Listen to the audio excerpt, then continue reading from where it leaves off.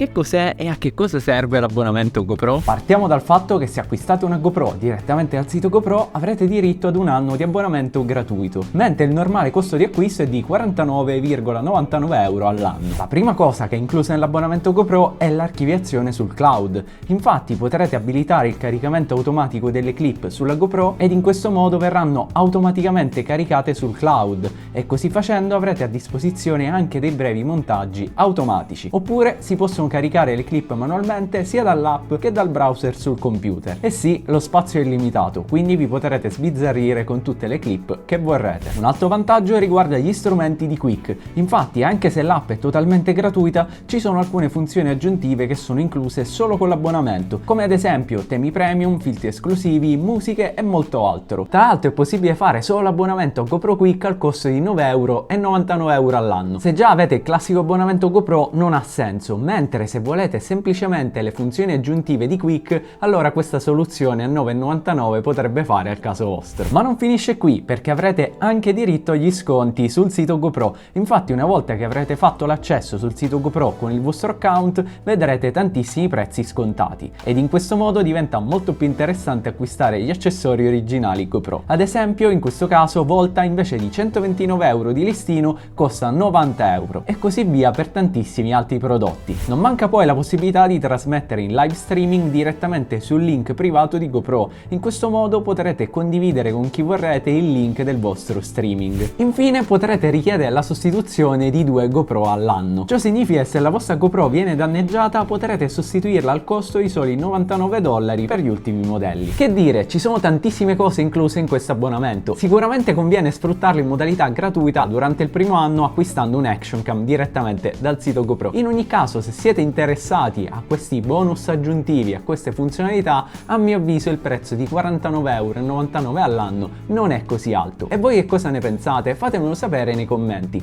e se il video vi è piaciuto potreste lasciare un bel like ed iscrivervi al canale.